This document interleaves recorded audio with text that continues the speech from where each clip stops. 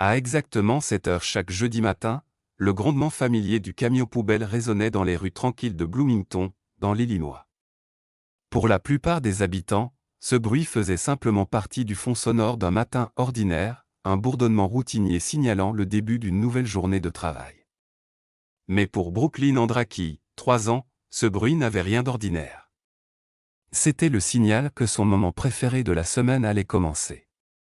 Chaque jeudi, sans exception, Brooklyn courait jusqu'à la fenêtre du salon de la maison de ville familiale, son petit visage collé avec impatience contre la vitre. Ses yeux s'agrandissaient d'excitation, et un large sourire illuminait son visage dès qu'elle apercevait le grand camion vert descendre la rue, ses lumières jaunes clignotantes scintillant comme une parade rien que pour elle. Au volant de ce camion se trouvait Delvar Dobson, un éboueur doux et réservé, devenu sans le savoir un héros aux yeux de cette petite fille. Bien qu'il fût naturellement discret, Delvar prenait toujours le temps de klaxonner et de faire un signe de la main à Brooklyn en passant. C'était devenu une routine précieuse, un rituel tacite de connexion qui leur apportait à tous les deux une grande joie. Pour Delvar, son travail était un service humble. Jour après jour, il accomplissait sa tournée avec une discrétion assidue. Il n'aurait jamais imaginé que sa simple présence puisse signifier autant pour quelqu'un, surtout une petite fille qu'il n'avait jamais officiellement rencontrée. Et pourtant, chaque jeudi, son simple geste de la main devenait un phare de bonheur dans la semaine de Brooklyn. Puis, un jeudi matin, quelque chose d'inhabituel se produisit. Alors que le camion de Delvar ralentissait devant la maison des Andraki, il fit quelque chose d'inattendu, il descendit du véhicule. Il resta un instant sur le trottoir, observant la cour avec curiosité et une légère inquiétude. Depuis sa fenêtre de cuisine, une voisine, intriguée par ce changement de routine, s'arrêta au milieu d'une gorgée de café pour regarder. Elle aperçut la petite Brooklyn trottinant sur le chemin menant à la porte, tenant quelque chose avec soin entre ses petites mains. La voisine, sentant que quelque chose de spécial allait se passer, attrapa son téléphone et commença à filmer. La veille, c'était le 4e anniversaire de Brooklyn. Elle avait été bouleversée de réaliser qu'il tombait un mercredi, juste un jour trop tôt pour voir Delvar. Elle avait attendu toute la journée, espérant entendre le grondement de son camion, pour finalement être déçue. Mais Brooklyn était déterminée à ne pas laisser passer son jour spécial sans y inclure son ami du camion. Alors, tôt jeudi matin, Brooklyn et sa mère Tracy se tinrent devant leur maison, tenant un des cupcakes d'anniversaire de Brooklyn. Elles attendaient avec impatience que le camion vert vif tourne au coin de la rue. Quand ce fut le cas, l'excitation de Brooklyn était palpable, ses petites jambes sautillaient alors que Delvar klaxonnait et faisait un signe de la main. Mais cette fois-ci, Tracy et Brooklyn agitèrent les bras plus énergiquement, lui faisant signe de s'arrêter. Delvar, intrigué, gara le camion et descendit, son gilet de sécurité orange scintillant sous le soleil du matin. En s'approchant, Brooklyn lui tendit timidement le cupcake, les joues rouges d'émotion.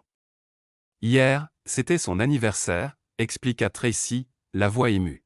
« Brooklyn voulait partager une de ses douceurs avec vous. Elle parle de vous tout le temps, vous êtes le moment préféré de sa semaine. » L'expression de Delvar s'adoucit. Son cœur se gonfla d'émotion alors qu'il s'agenouillait à la hauteur de Brooklyn et acceptait le cupcake avec un sourire aussi chaleureux que son regard. « Merci beaucoup, dit-il doucement, sa voix grave empreinte d'une sincère gratitude. Brooklyn, d'ordinaire très bavarde, resta sans voix, éblouie. Tracy en rit plus tard en se remémorant l'instant, elle était complètement muette. J'ai dû parler à sa place, elle n'a pas pu dire un mot. Le reste de la journée, Brooklyn rayonna visiblement. Depuis la banquette arrière de la voiture, plus tard ce matin-là, elle murmura « Maman, je suis tellement heureuse », d'une voix douce mais pleine de sens. Mais cette histoire touchante ne s'arrêta pas là. Le jeudi suivant, Delvar avait une surprise pour elle. Alors que son camion approchait de la maison des Andraki, il s'arrêta de nouveau. Cette fois, il descendit avec une boîte cadeau brillamment emballée dans les bras. Les yeux de Brooklyn s'illuminèrent alors qu'elle courait vers l'allée, sa curiosité en éveil.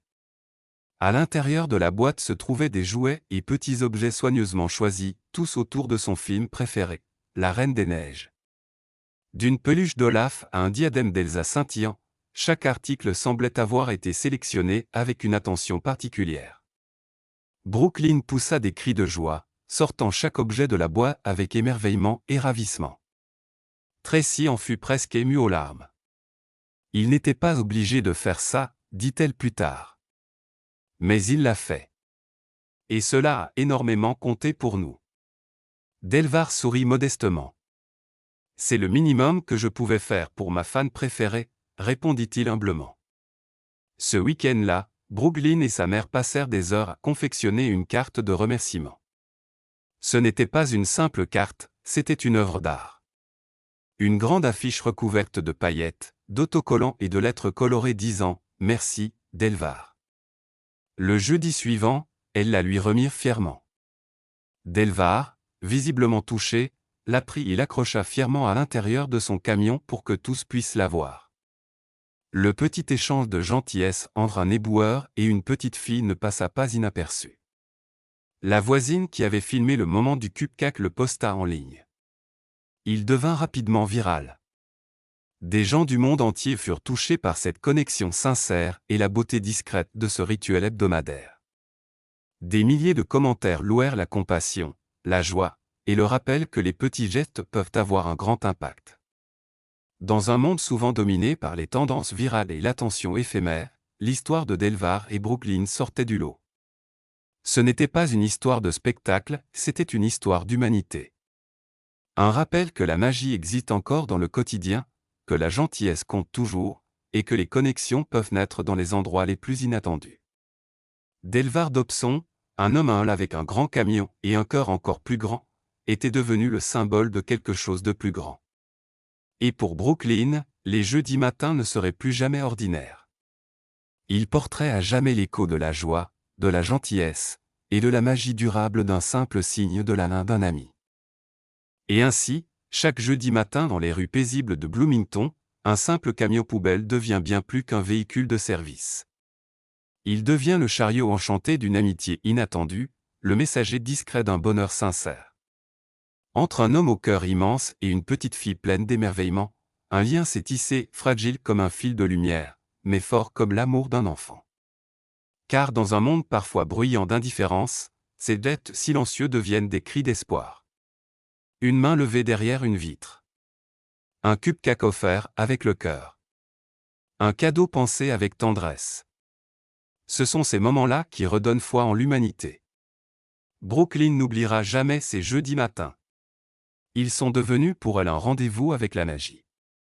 Et Delvar, sans le vouloir, est devenu un héros, non pas avec une cape, mais avec un gilet orange, un sourire sincère, et une capacité rare à faire briller le quotidien.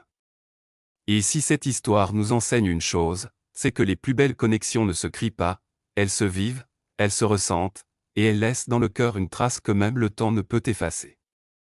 Jeudi après jeudi, dans le grondement familier d'un camion vert, résonnera à jamais le doux écho d'une amitié inoubliable.